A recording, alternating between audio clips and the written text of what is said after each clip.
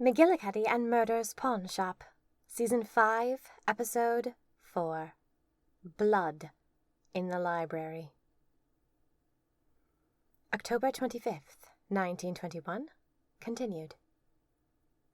Well, there I was, diary, standing in the dim quiet of the locked library as beads of glowing liquid dripped steadily from the ceiling. I shivered. I told myself it wasn't blood, because magic unusual blood does not glow until after it's dry. And this was liquid, but still, blood or not, this was magic. Something was dripping from the ceiling. Nothing else could glow like this, like a bit of nighttime ocean witchcraft. It was mesmerizing, the slow drips, like a waterfall of fireflies. I had come to this library to hide, to be unseen, and yet here magic was, following me. My world was currently dripping from the rafters. I took a deep, slow breath. Whatever this was, I clearly had to investigate it. I just wished I wasn't alone. I'd gotten used to having companions on my adventures. It would have been nice to have a hand to squeeze, or a pair of eyes to look nervously into. But that was why I was here. Trying. I was trying to get my friends back.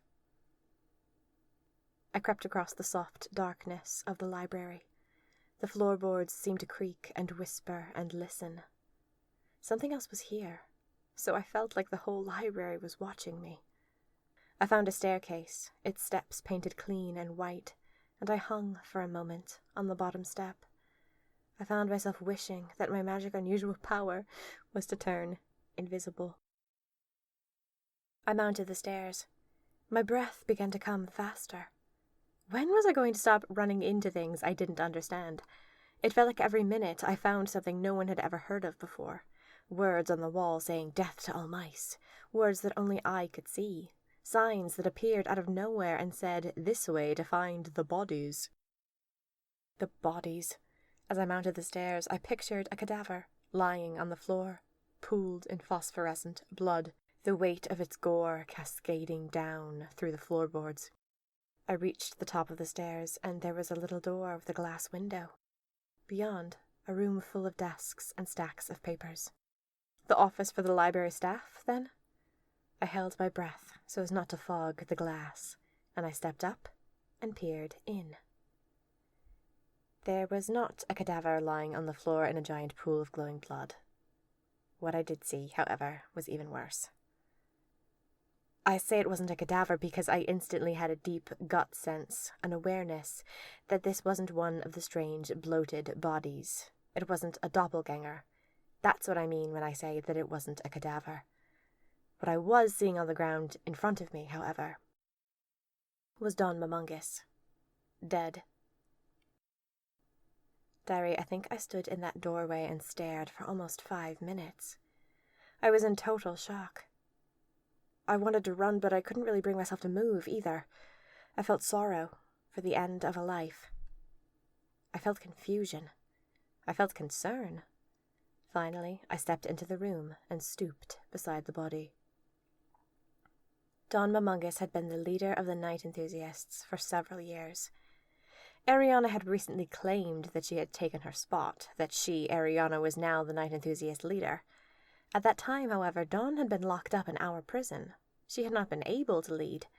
Once all the magic unusuals were turned, however, I'm sure it was only a matter of hours before Dawn was set free. I presume she had been made the night enthusiast leader again, over Ariana. And now she was lying dead on the floor, and there was a pool of blood, and it was glowing, and that shouldn't have been right, diary. Liquid blood glowing. It broke the rules. I finally gathered the courage to touch Dawn's wrist. I felt my gorge rise, not because I was touching her at last, but because of how the wrist felt. I had said my gut sense had told me this was really her, not the doppelganger. Well, now I knew. The cadavers had cold, soft skin, flesh that sank too easily when you touched it, not human. With this corpse, I felt bone, muscle, the tight angry little wrists of a woman who had clawed back for much of her existence. It was really her. I set her wrist back gently. She was stiff. She had been dead for quite some time, bleeding ever since. I gripped my knees, kneeling on the floor, and wondered what had happened. The wound was in her back, because the blood hadn't touched the front of her torso. I rolled her over gently, just to be sure. A knife wound, I think, in the center of her back.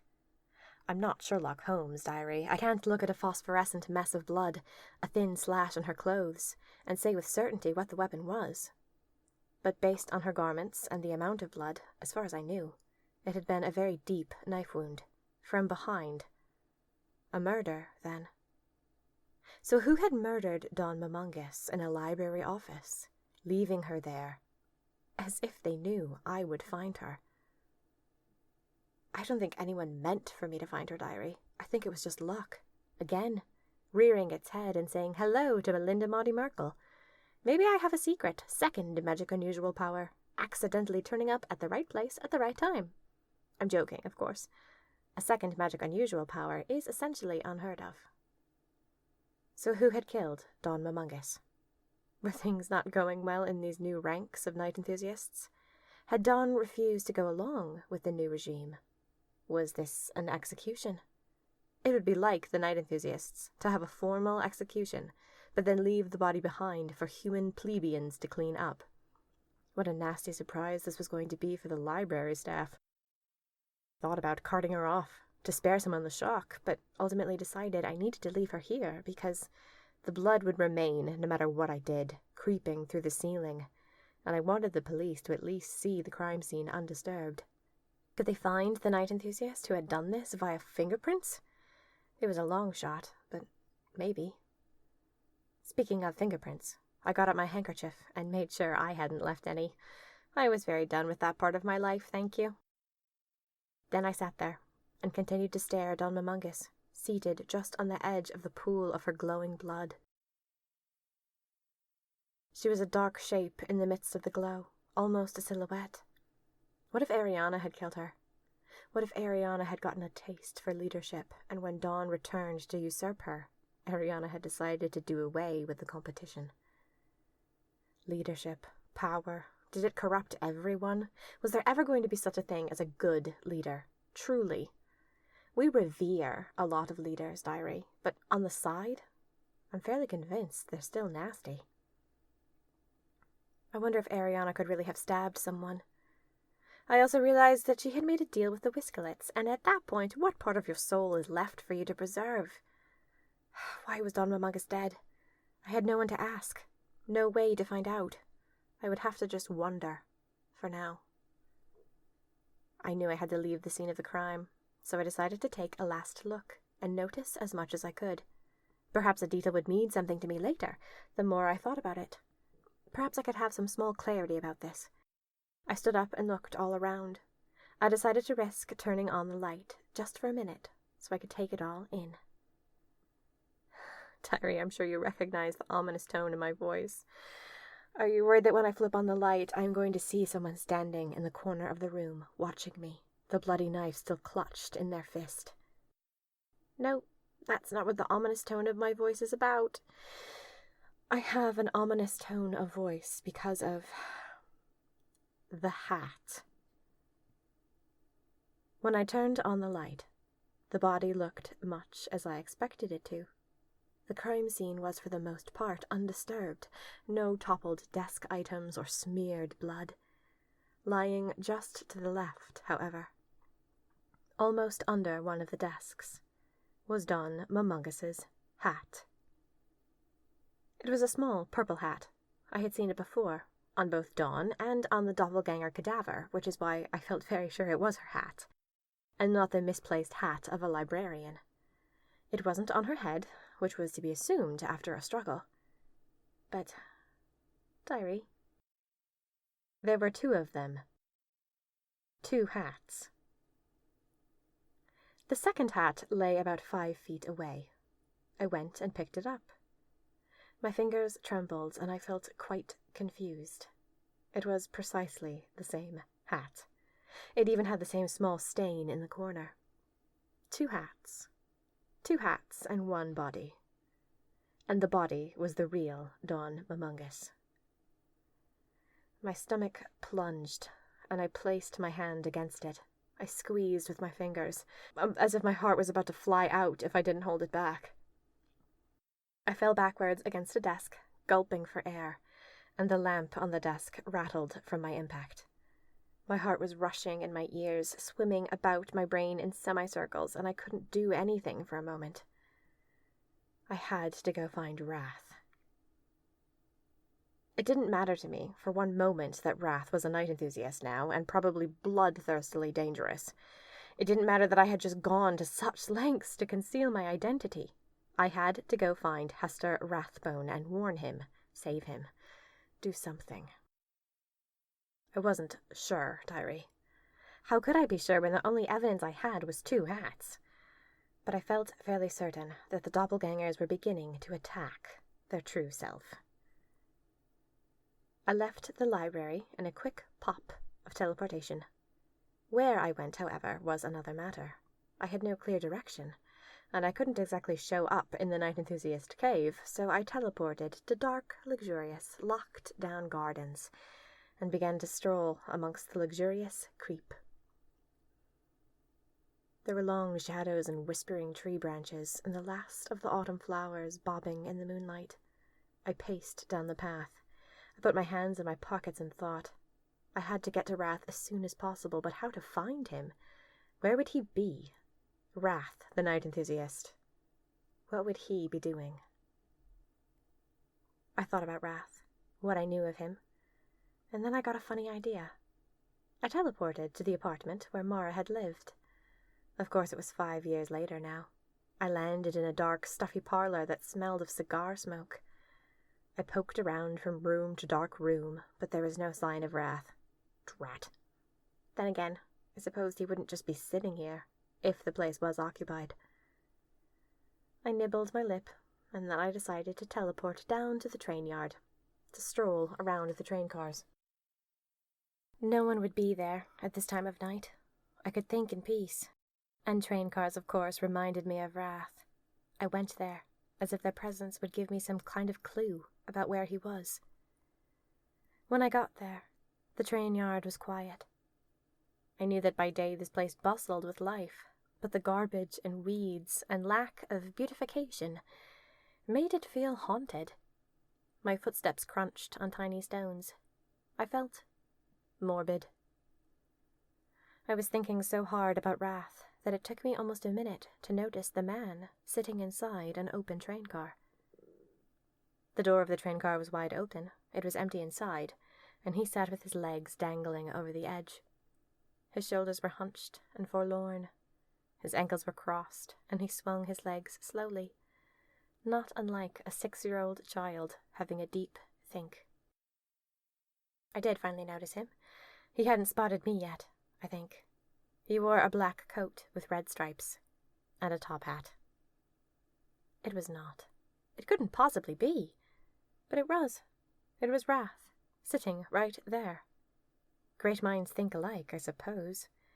We had both come to contemplate things among the train cars. Perhaps our minds were linked in a funny way. I had found him in a matter of minutes. All this time I'd been focused on finding and warning him, but now I was suddenly terrified. What was I doing? He was an enemy to me. Surely he would tell everyone that I was alive. What was I doing? My heart was jumping too fast, leaping in to rescue him before considering what on earth these consequences would be. He still hadn't looked at me. It was very dark, and I wondered if he could see me at all. He was well lit in the light of the moon, but I was still shrouded by the boxcars. I teleported behind his train car. I stood there, frozen for a moment, out of sight, feeling awkward. It's hard to speak into total silence. I rubbed my fingertips together, squeezed my eyes shut, and then said, in my best weird voice, "Your doppelganger is coming to kill you. You must be on your guard." I was about to teleport away, hoping that had been enough, and that he wouldn't guess dead Maud was the one who'd warned him. Instead, Wrath just said morosely, "You can come out, Maud, I've already seen you." I didn't budge. I had no idea what to do. Wrath was an enemy. What if he had a gun? When I didn't come into view, he said, "Oh, Maud, for heaven's sake! I would never hurt you. Not now. Not ever." Do you think me becoming a night enthusiast changed that? I didn't know if it could change him that much, but I knew I desperately wanted to believe that Wrath was still Wrath. Not even the Wrath as I first knew him, but the Wrath that he had started to become before all of this. So I stepped out. He already knew I was alive. I wanted to at least have a chat, to see if he was going to tell the others. I peeped around the corner timidly. Wrath didn't draw a magical night enthusiast-defying gun. He just looked at me, his human eye watery with tears. The wooden eye had lost some of its paint and most of its furry lashes. It was mostly a gigantic wooden ball now, idle and staring. "Hello," Wrath said. I just stood there. I felt as awkward as a hornet's nest. I didn't know what to say. I didn't know what to do. "Maud, stop acting like I'm going to hurt you," Wrath said. He gazed disconsolately, straight ahead. I steadied him. Wrath, for all his unpredictability, has never been a trickster. He doesn't lie, but I didn't know if he was good at it. The tears seemed genuine, though, and I missed him. So I gingerly went closer. "Nice disguise," Wrath said. "Thank you," I said. He hadn't turned me into a night enthusiast yet. I teleported up inside the train car, then sat timidly next to him. So we both sat there, swinging our legs. Quiet. "They told me you were dead," Wrath said. He looked over at me with a smile. "I'm very glad to see you're not." "Nope," I said. The silence ballooned. I glanced over at him again. "Why aren't you trying to turn me into a night enthusiast?" I murmured. "Or have we not gotten to that part?" Wrath made a small noise in his throat, like he'd been stabbed with a fork. "Maud, I'm not like other people. It didn't do the same thing to me that it did to them. They're all sure that this is—" Wrath spat the words, disgusted and desperately sad. "The answer to life. They all think that making you a night enthusiast would save you. They want to help you. Me? I've come through a life that none of them can even imagine. I would never turn you into a night enthusiast. Not ever." "You wouldn't," I said. "The night enthusiasts ruined my mind," he said. "They took my life. I can look at this from the other side. I know that there is nothing good here. I will never do this to you. They haven't taken my will out of me. They took everything else, but I'm still me." He tapped his head. "What's left of me? And all that's left of me knows. There is nothing good in them." I was quiet. I knew he still had more to say. "It's the worst nightmare imaginable," Wrath said. "I have become what hurt me." "But you didn't do it on purpose," I said. "You didn't choose this." "Small comforts," Wrath said. I had never seen him like this. He had no sparkle. His sparkle had only ever been madness, but he didn't even have that anymore. "Oh, Wrath," I said. He reached out and slipped his fingers into mine. "Oh, Maud," he said. "Will we always be ruined by things outside of our control?" I squeezed his hand. Tears jumped into my eyes, and I took a desperate little breath, like a bird was rising out of my throat. Wrath was still here. He was older than the others, wiser, different. The night enthusiasts had taken his joy, but they hadn't been able to change his mind. I had a friend. "Wrath," I whispered. "Come with me."